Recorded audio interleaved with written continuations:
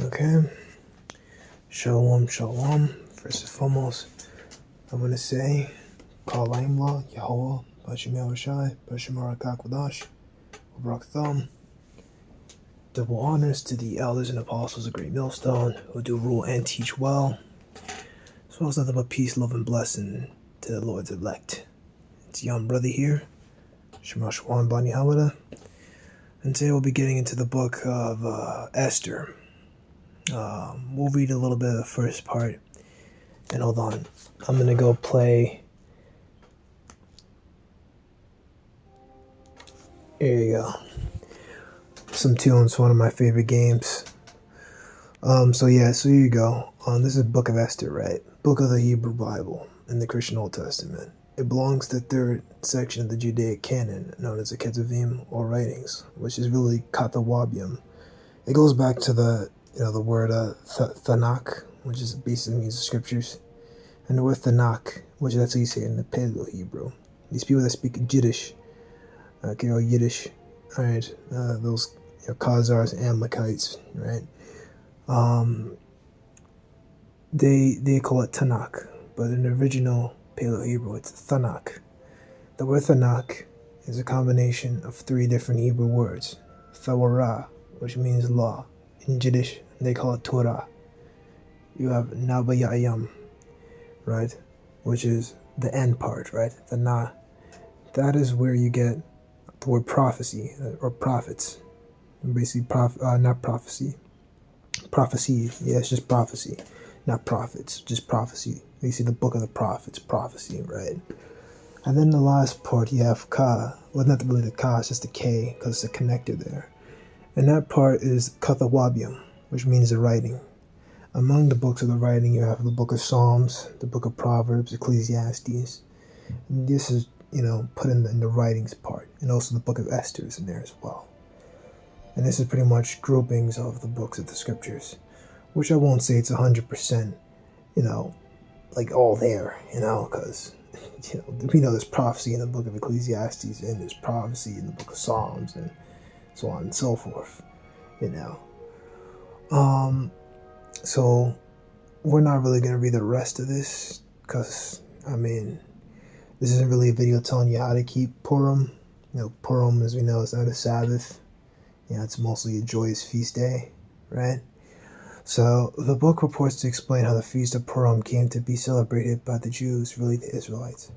Esther, the beautiful wife, Jewish wife, Israelite wife, of the Persian king Ahasuerus, Xerxes I, the same Xerxes from the movie 300, by the way, and her cousin Mordecai persuade the king to retract an order for the general annihilation of Jews throughout the empire. The massacre had been plotted by the king's chief Haman, and the date decided by casting lots, Purim. And this is what I want to get into. Haman, who was an Agagite, which means he was a descendant of Agag, who was of the Amalekites. You can read about him in the book of 2 Samuel. No.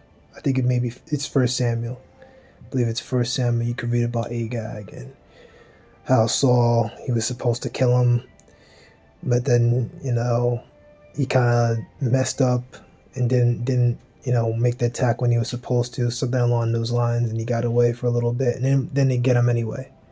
And then that's how you read about how Samuel hewed Agag to pieces before the Most High. But his children were able to get away, Instead, right, so this is what Haman did. He's the descendant of Agag, was Amalekite. Today they're your fake Jews, your Rothschilds, so on and so forth, right? Rothschild is the head. Instead, Haman was hanged on the gallows he built for Mordecai. And on the day planned for the annihilation, the Jews destroyed their enemies. Basically, Mordecai, who worked at the king's gate, he basically saved the king's life. And basically along the lines of, they remembered that, the king remembered that.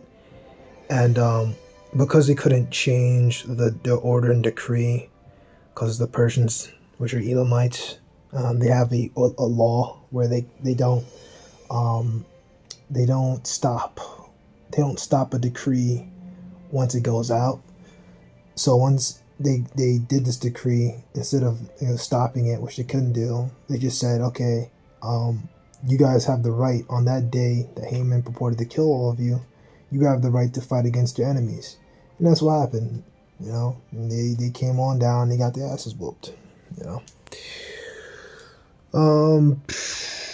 According to the Book of Esther, the Feast of Purim was established to celebrate that day, but this explanation is surely legendary. There's nothing close to consensus. However, as to what historical events provide the basis for the story, the book may have been composed as late as the first half of the 2nd century BC, though the origin of the Purim festival could date to the Babylonian exile, 6th century BC. Well, that doesn't make any sense because this takes place after that. How can the origin of the Purim story see that bullshit? But ignoring that, let's go get the actual scripture and let's go read it. Damn. Yeah. So I thought I unpaused it, but I guess I didn't. That's damn. Oh boy. Esther chapter 3 verse 1. None of these things did King Ahasuerus promote Haman, the son of Hammedatha, the Agagite, and advanced him to the seat above all the princes that were with him, and all the king's servants that were in the king's gate bowed and reverenced Haman, for the king had so commanded concerning him. But Mordecai bowed not, nor did him reverence. Then the king's servants which were in the king's gate said unto Mordecai, Why transgressest thou the king's commandment? Now why did the palace officials at the king's gate, right, ask Mordecai this? Well, because Mordecai worked at the palace gate as well. That's how he was able to alert the king over that plot to assassinate him and save the king's life. King Xerxes, by the way. Let me see here. Holy shoot. Yeah, okay, there we go. This is the book of Esther, chapter 3, verse 4. Now it came to pass, when they spake daily unto him, and he hearkened not unto them, that I told Haman to see whether Mordecai's matters would stand, for he had told them that he was a Jew. Okay? So the reason why it talks about, as we spoke about in the 3rd verse, right? Just saying once again, Mordecai worked at the king's gate, and they kept, asking him about it. We know that, a double-minded man is unstable in all his ways, and you see here Mordecai is standing his ground, as we Israelites are supposed to do. Okay? Mordecai's matters would stand, for he had told them that he was a Jew, right? And then they spoke unto Haman and told him that he was a Jew, and would see basically what would Mordecai. They wanted to see what They basically wanted to see what Haman would do. Right? They wanted to see what Haman would do. Those palace officials wanted to see what Haman would do, and then they said, "Hey, this guy's a Jew." And that word for Jew is Yahwadiah, right? Yahwadiah. Judite, descendant of Judah. On one level, yes, but really, you go here into the. Oh shit, man. Here you go. The descendant Hebrew Charlie lexicon, right? Jew, one who belonged to the kingdom of Judah, Benjamin, and Levi. The later Hebrew, after the carrying away of the 10 tribes, it was applied to any Israelite.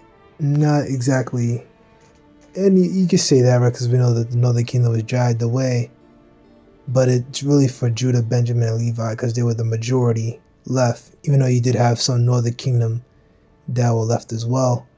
And you can read about that in the book of, maybe in Luke. And as you know, it talks about an Asherite woman. I think she was like a prophetess, maybe, or something like that.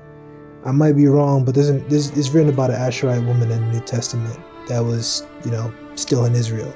Okay, because not all the northern kingdom was, yeeted out of Israel, man.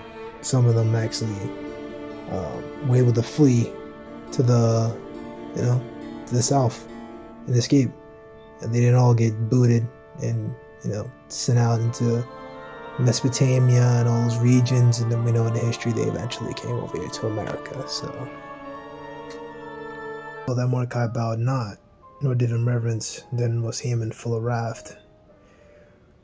And he thought to lay hands on Mordecai alone, for he had showed him the people of Mordecai. For before Haman sought to destroy all the Jews throughout the whole kingdom of Ahasuerus, even the people of Mordecai. So he Ahasuerus had like 127 provinces, so he wanted to kill them all through all those different regions. That's how much he wanted to kill us, right? Haman is an Agagite, and Agagite is an Edomite.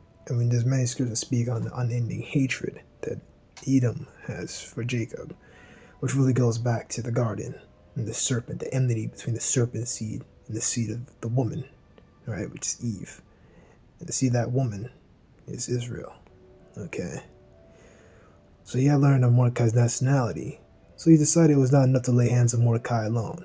I mean, just assassinate him or have him executed. Instead, he looked forward to destroy all of the Jews throughout the entire empire of Xerxes. And he could do this because, look, he was advanced, the most powerful official in the empire, as you see here in the NLT version.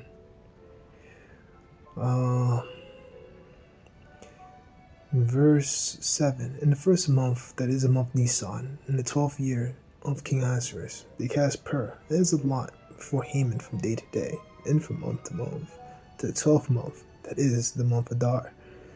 So, here you go. So in the month April, during the 12th year of King Xerxes' reign, lots were cast in Haman's presence. The lots were called Purim, to determine the best day and month to take action, and the day was selected was March 7th, nearly a year later. Exactly. Because, let me read it earlier on.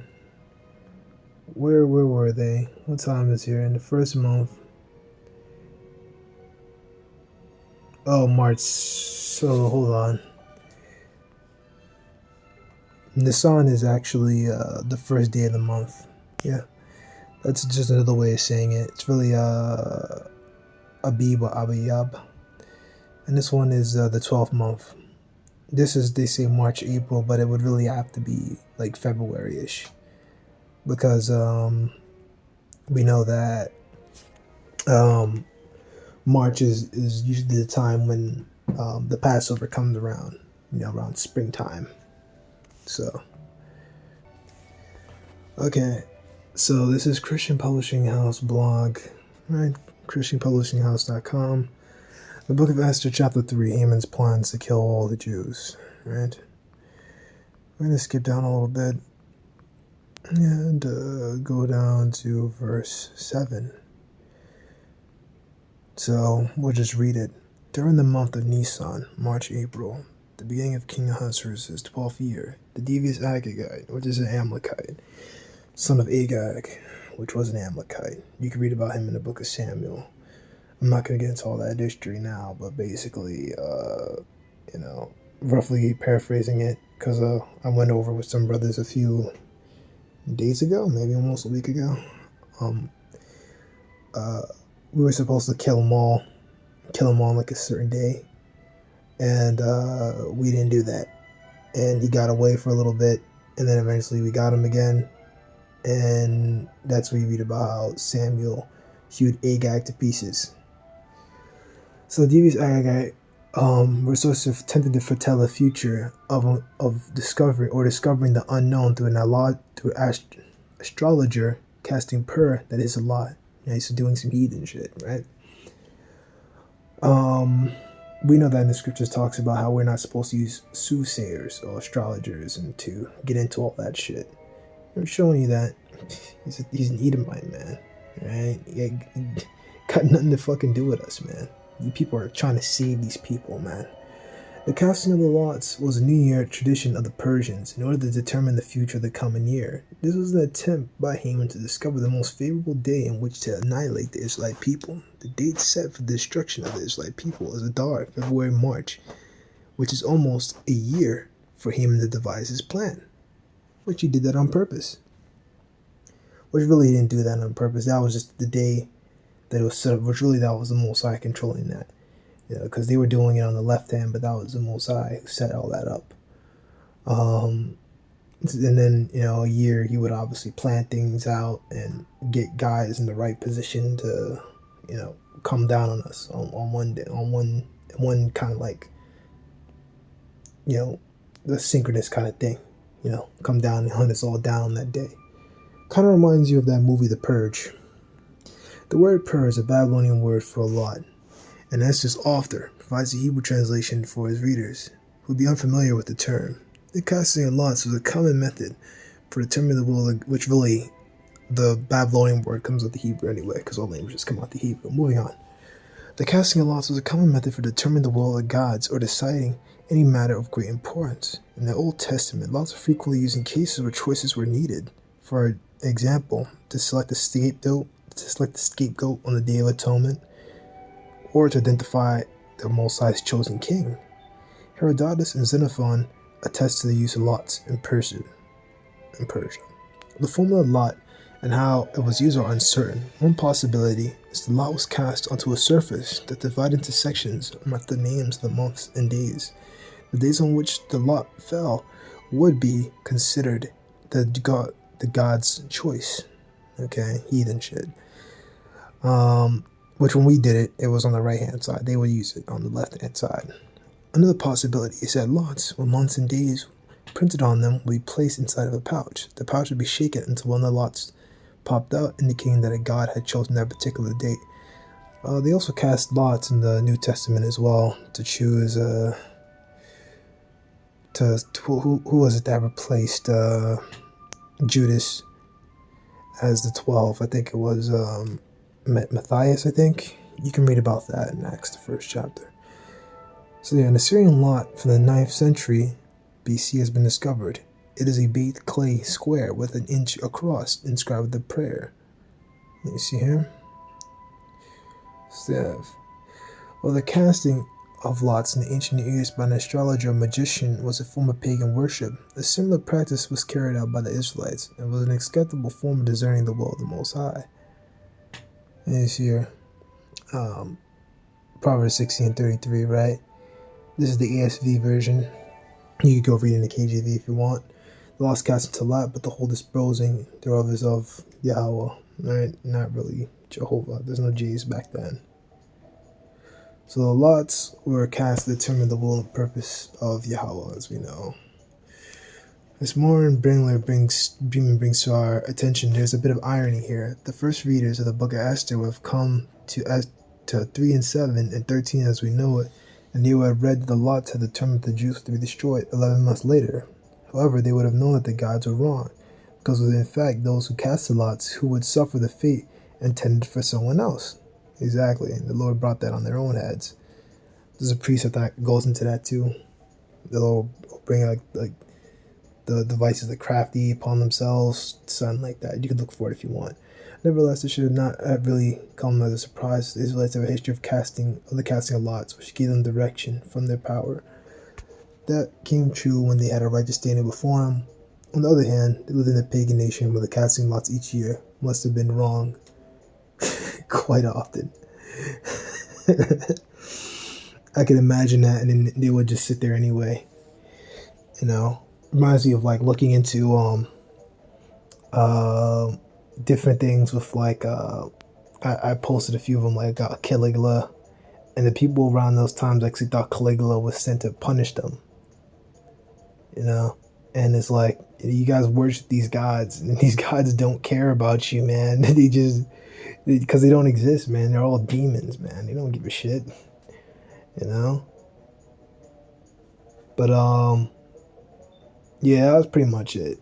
The gods, these people are demons. These people are worshiping demons, communing with demons, and demons are, basically like left-handed angels, if you will.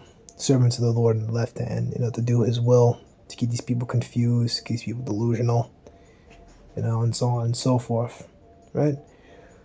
And they're just tools in the left hand. But this is pretty much it for this one.